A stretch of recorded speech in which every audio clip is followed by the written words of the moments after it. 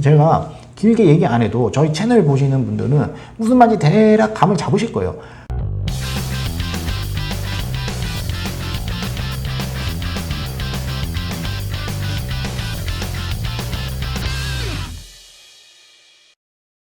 네, 여러분 안녕하세요. 쌍자보은 오박사입니다. 자, 오늘 오랜만에 또 주식과 부동산에 대한 이야기를 해보려고 하는데, 우선 제목은 주식이 부동산보다 나은 점에 대해서 우선은 말씀드릴 거예요. 그리고 제가 지금 이 영상 찍기 전에 어떤 영상을 봤는데 그거에 대한 말씀을 잠깐 간단히 하고 좀 마무리하겠습니다. 자, 우선 첫 번째, 주식이 부동산보다 나은 점은요, 실질적으로 부동산 시장에 진입 장벽이라는 게 존재합니다. 아닌 것 같지만 주식은 사실 진입 장벽이라는 게 그렇게 크지가 않아요. 삼성전자라는 주식을 살 때 진입 장벽이 지금 이 자본주의 사회에서 큰가요? 그렇지 않단 말이야. 구글 주식을 살 때 큰가? 그렇지 않단 말이야.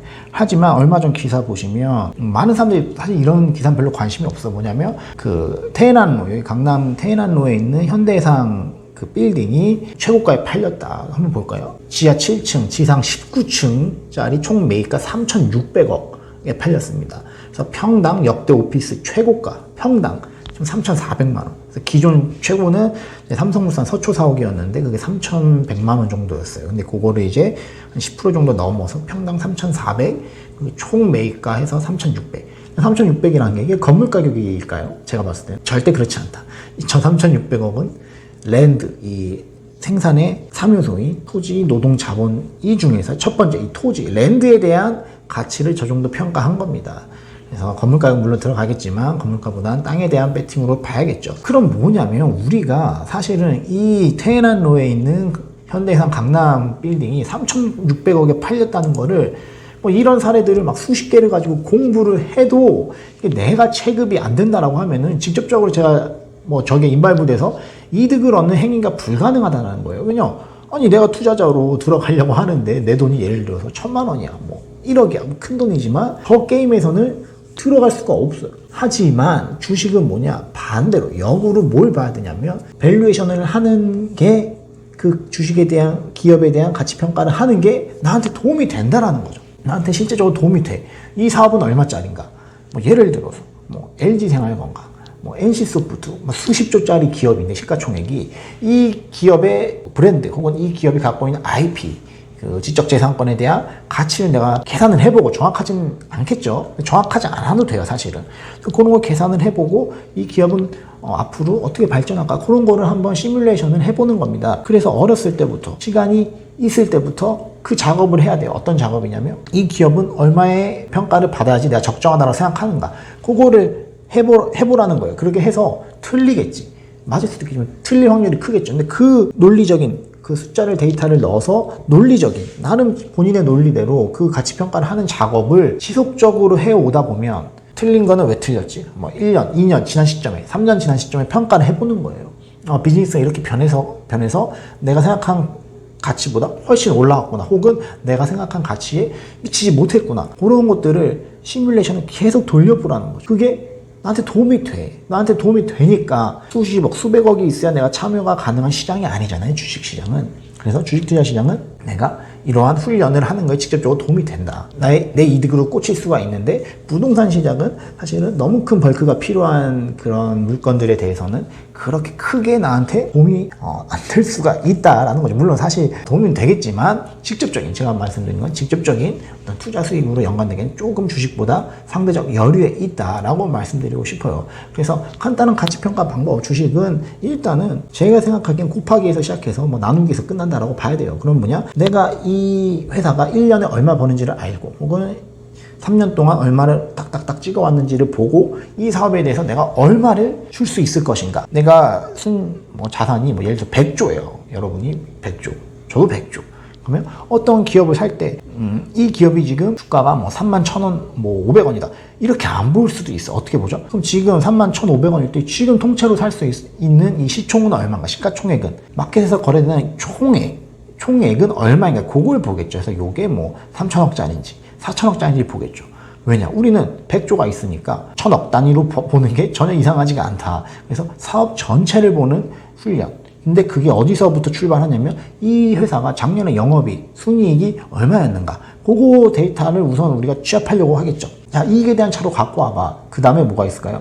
자산에 대한 거 갖고 와봐. 이 회사가 부동산을 갖고 있는지, 아니면 뭐 현금성 자산을 좀 갖고 있는지, 아니면 뭐 단기금융자산에 많이 뭐 예치를 해놨다든가, 혹은 야, 얘네들은 현금을 안 갖고 있고 뭐 매출 채권으로 갖고 있네? 이러면은 나중에 요게 좀 떼일 위험이 있단 말이에요. 그러면 요거 좀 할인해줘서 보고, 이러한 훈련들을 지속적으로, 그리고 다양한 기업들을 해서 누적시키다 보면, 축적시키다 보면은 기업을 보는 눈이 종전보다는 좋아져 있을 가능성이 있고, 그리고 이게 내 실질적인 이익에, 계좌 이익에 도움이 된다는 것이죠. 그래서 주식이 사실은 이러한 면에서는 진입 장벽, 그리고 실질적으로 바로 나한테 도움이 되는 측면에서는 부동산보다 상대적 우위, 그죠? 우위, 좋은 점, 어드밴티지가 있는 건 사실이에요. 사실입니다. 하지만 뭐 혹자들은 뭐 얘기하죠. 성장성이 있는 곳에 투자를 해야 된다. 그러면 그 논리대로라고 해서 성장성이 있는 곳, 그래. 그러면 확장성은 부동산보다는 주식에 있죠. 기업의 가치는 왔다 갔다 하니까. 그러면 그거에 확장성이 있으니까 확장성 측면에서는 주식이 부동산보다 좋은 게 맞죠.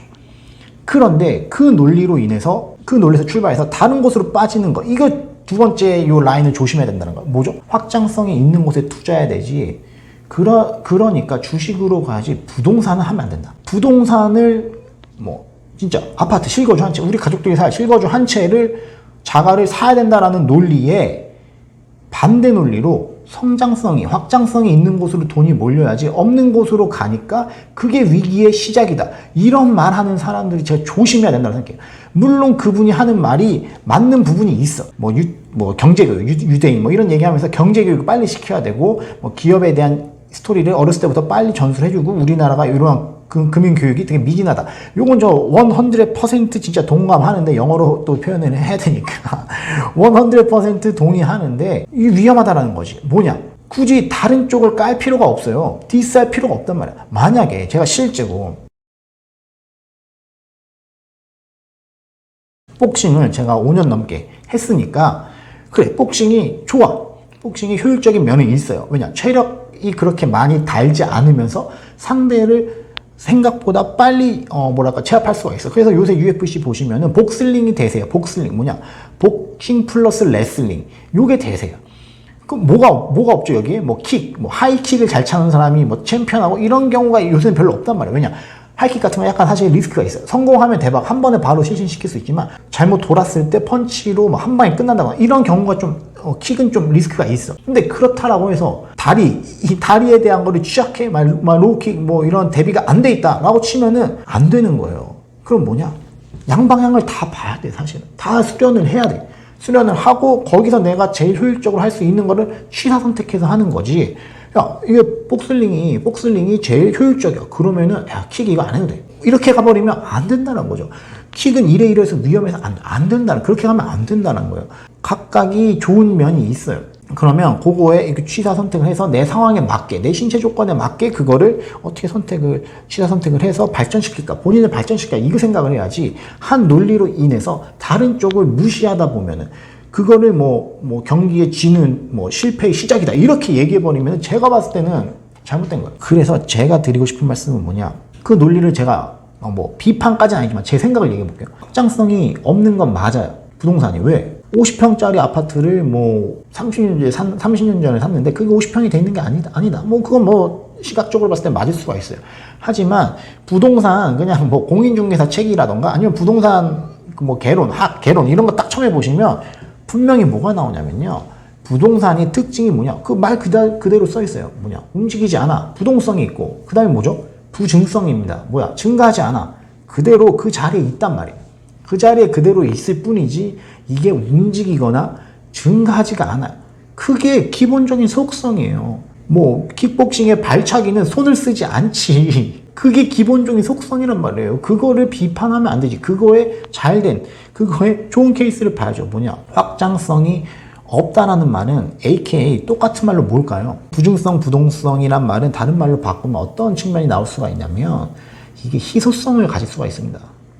왜? 그 땅은 거기에밖에 없고 움직일 수가 없고 증가하지가 않아. 그러면 특정 땅에는 프리미엄이 붙을 수가 있어요. 왜 장수왕, 근초고왕, 삼국시대 때 왜 한강, 한 리버, 왜 여기를 차지하려고 우리 국사 시간에 배웠잖아요. 4세기, 5세기, 6세기 가는데 어디를 점령한 국가가 전성기입니까? 한강은 왜 한강을 점령하려고 그랬어요? 경치가 좋구나 이러려고 그랬겠어요? 그 뭔가 이 경제적 유인, 뭐 농사를 잘 짓는다든가 뭐 여기다 뭐 건설할 수 있다거나 그러한 효과가 있었기 때문에, 혹은 상대적으로 다른 지역들에 비해서 한강을 낀 요 이 근처, 서울 근처, 한양 근처가 상대적 우위에 있었기 때문에 여기에 메리트를 보고 그 나라의 리더들은 여길 차지하려고 엄청난 자원과 희생을 감수했다라는 거죠. 그게 확장성이 없었기 때문에, 서울이란 땅이 요 한강 근처의 땅이 확장성이 없었기 때문에 가능한 일 아니었겠습니까? 제가 길게 얘기 안 해도 저희 채널 보시는 분들은 무슨 말인지 대략 감을 잡으실 거예요. 굳이 다른 자산, 제가 코인 몰라요. 저는 잘 이해가 잘 안 되고 해본 적도 없어요. 그렇다고 제가 제 영상 벌써 뭐 이렇게 업로드한 지 18년 여름부터 했으니까 벌써 2년이 됐는데 제가 코인 뭐 쓰레기다, 뭐 그게 위기의 시작이다, 저 이렇게 얘기한 적 있습니까? 근데 모르는 걸 왜 얘기하는 거예요? 왜 제대로 뭐 정말 뭐 엄청난, 막 내가 여기 한 10년 동안 몸담아 봤는데, 부동산 업계 10년 동안 몸담아 봤는데 이거는 뭐 문제가 있다, 뭐 그런 건 좀 이해할 수가 있어요. 근데 좀 그런 말들은 가려드릴 필요가 있을 것 같습니다. 어느 정도는 스크리닝을 해서. 그래서 여러분들이 어느 정도는 조금은 뭐랄까 좀 열린 시각이 필요한 것 같아요. 진짜 제가 어떤 말씀 드리고 싶은지 아시겠죠, 여러분? 그래서 제가 뭐 원래 뭐 그분을 좋아했죠. 사실 좋아하고 지금도 뭐 나쁘게 생각 안 해요. 좋아하는 그 제가 맞는 부분이 분명히 있다고 생각해요. 하지만 실거주 한 채가 필요하다라는 그 사람을 너무, 그 연예인을 뭐 위기의 시작이다, 너가 그렇게 생각하는 게 위기의 시작이고 이게 우리나라의 문제점이다, 이렇게 가는 건 좀 아니라고 보고 있습니다. 정말로. 그래서 이렇게 영상을 찍습니다. 여러분 다음 시간에 또 뵙겠습니다. 안녕. 쌍자본.